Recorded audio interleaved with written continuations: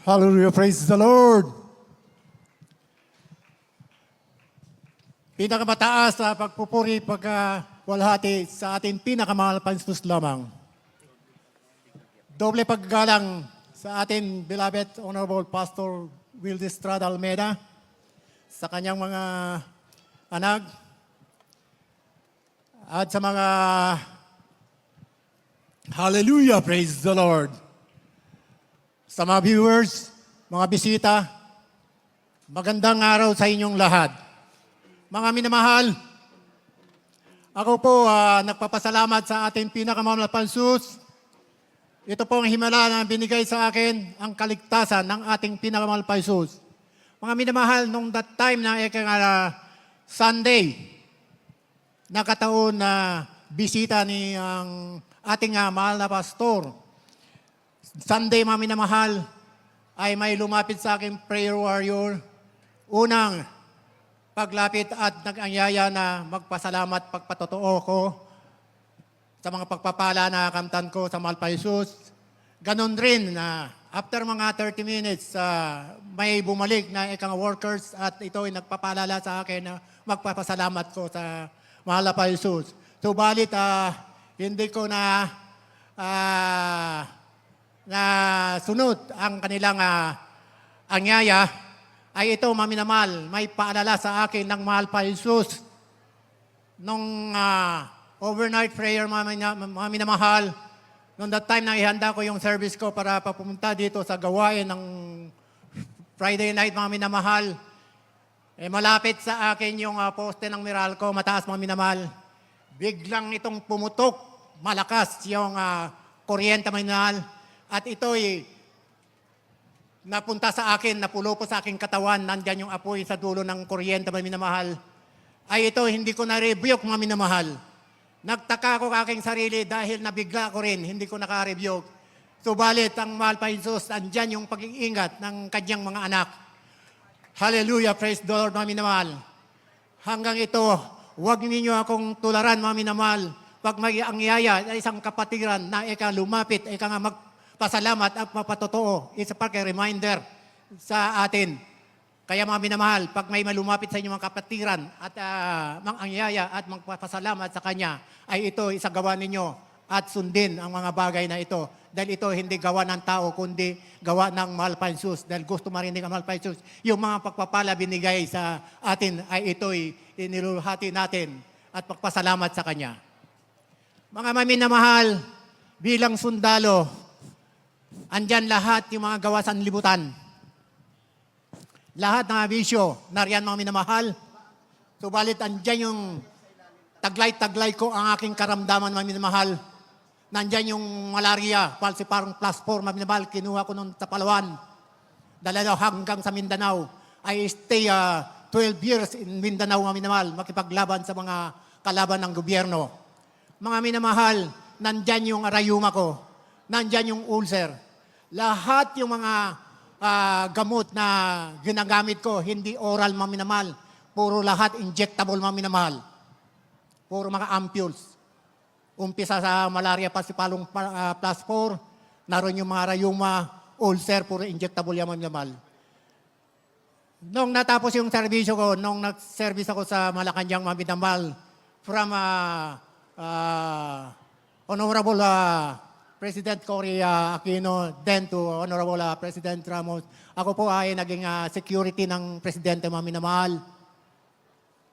Hanggang hindi po nakilala itong gawain, mga minamahal. Nung that time natapos yung aking serbisyo, mga minamahal, nag-alala ko ang aking sarili.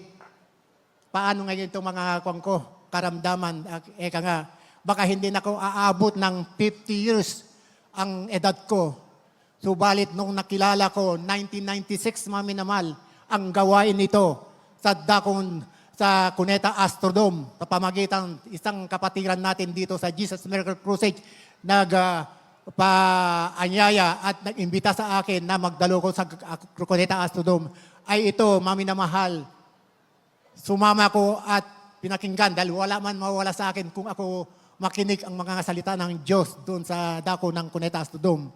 At ito, mga minamahal, at dumating ako sa dako ang Cuneta Astrodome. Pagpasok ko, mga minamahal, ay ito, naramdaman ko parang sa hangin ako, lumalakad papasok sa Cunetas Dome. Hanggang ito narinig ko ang mga awit ng mga Pioneers Choir. Di ko naramdaman, mga pang binuhusa ko ng tubig na malamig sa aking katawan. At that time, mga minamahal, isang sundalo, mga minamahal, hindi marunong umiyak. Subalit sa harap ng mahal pa Diyos. Hallelujah. Doon ko naramdaman, mga minamahal. Tunay ang Diyos ang gawa ito. Pinalambot niya aking puso, mga minamahal. Tinuruan ako kung paano ko umiyak sa kanyang harapan, mga minamahal. At naghihingi ng pagsisisi at hingi ng tawad sa kanyang mga kasalanan na gawa ko, mga minamahal. Mga minamahal, doon ka naramdaman ang gawain ito. Dito ko naramdaman na ikaw ang tunay na buhay ang Diyos pinaglilingkuran dito sa Jesus Miracle Crusade International Ministry, mga minamahal. Mga minamahal, doon that time ikaw nga na pagkatapos ang gawain at tumawag ng altar call, ay ito mahal, hindi ko na malayan at ito sumabay na ikaw nga pumunta sa harapan ng pulpito at ito mga minamahal tinanggap ko at nabautismo sa tubig sa pangalan ng mahal pa Jesus ay ito mga minamahal naramdaman ko. Pinakaloob sa akin panampalataya sa pakinig ng kanyang salita mga mahal pa Jesus. Dito na tumubo ang aking panampalataya. At ito, nasa gawang kalooban ng Malpay Jesus, mga minamahal. At ito, nung nabautismo, katapos ang bautismo, yung ibang mga bisyo, ibang mga karamdaman ay instant pinagaling. Subalit may isa pa, hinintay ko kung paano nga pagaling ng Malpay Diyos, yung karamdaman ko, palsi parang passport, mga minamahal. Noon, that time, nga na nakikita ko, naririnig ko, nagpa-fasting, absolute fasting, 2 meal fasting, 1 meal fasting, mga minamahal. Sinubukan ko dahil may sakit ko sa ulcer. Sabi ko, kung ako'y mamamatay, nasa Malpay Jesus ko dahil sinunod ko yung kalooban ng Malpay Jesus. May ulcer ako, maminamal. Nag-request ako ng mag-fast niya ko dito sa isang ordained preacher na eka nga na mag-fasting ko sa bahay lang, hindi na nasa po pastoral house. Sabi, baka pray na sa akin. Ginawa ko absolute na minamahal. Alam niyo, mamahal, dito nakita ko ang heaven ng mahal pa Jesus, mga minamahal. Noon that time, 3 days absolute fasting ko, mga minamahal, ay ito sa pagpupuri ko, mga minamahal. Biglab muka sa aking isipan, mga minamahal, ang papuntang langit, hagdan mahaba, puting-puti, at may tao nakatayo sa may pintuan. Noon sila sabi, tuloy ka, akyat ka, anak. Tinuloy ko hanggang narating sa kanya. Anak, papasok ka dito makita mo ang langit na puntahan mo. Dito makita mo yung fountain of life. Pinasyal niya, mga mahal. Dito sa sanlibutan, hinahalaga nila yung mga diamante, mga gold. Noon, dinaanan namin sa daanan, papuntang fountain life, mga minamahal. Doon, pinapapakanan namin yung mga ginto, yung mga diamante, mga minamahal. Ordinary doon, lahat, mga minamahal. Ang pakiramdam ko doon sa langit, mga minamahal, wala, masarap ang simoy ng hangin.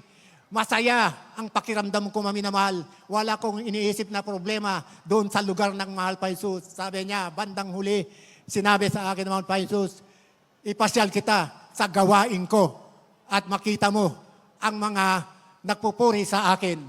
Binuksan isang pinto, mga minamahal. Nakita ko, ang mga tao nagpupuri sa mahal pa Jesus ay puro puti lahat. At ito, sinabi sa akin, hallelujah. Pasok ka, anak. Noong that time, nga paghagbang ko, biglang bumaksak, mga minamahal. At pilit ko ulit-ulitin, sa sariwain, yung nakita ko, mga minamahal. Yun ang mga bagay na vision na pinakita sa akin. Noong that time, nag-absolute ako, mga minamahal. Mga minamahal, noong pagkatapos yung aking absolute fasting, mga minamahal, every September, October, diyan ako naalala, mga minamahal, maari babalik ang aking karamdaman na passport. Ito, mga minamahal, masakit sa ulo ko yan, mga minamahal. Marami ng mga kasamahan ko nagpakamatay, pinaputok, pinagranada ang kanilang sarili dahil masakit ito, mga minamahal. Subalit ang inyong lingkod, mga minamahal, that time na ika nga minamahal, nung nakilala ko mahal pa Jesus, at nalaman ko nung nisagawa aking absolute fasting, mga minamahal, pagdating ng September, ay ito'y kagalak-galak sa akin, mga minamahal. Ang saya ko dahil wala akong naramdaman na karamdaman na Amen. Hallelujah. yung sakit ng malaria man nga pasiparipor ay ito pinagaling ng ating pinakamamahal pa Jesus lamang. Mga minamahal, dito mga pagsusubok, mga minamahal, huwag tayo manghinayang pag dumating mga ating mga pagsusubok sa buhay natin. Dahil ito mga pagsamantala lang, mga minamahal. Subalit ang pagpapala, mga minamahal, abot.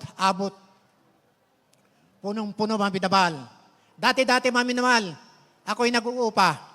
Diyan ko naranasan yung pag-uusik, palayasin ako. Minsan, wala akong pagbayad sa bahay. Subalit ngayon, sa paglilingkod ko sa mahal pa Jesus, ayan, pinakaloob ng bahay sa akin.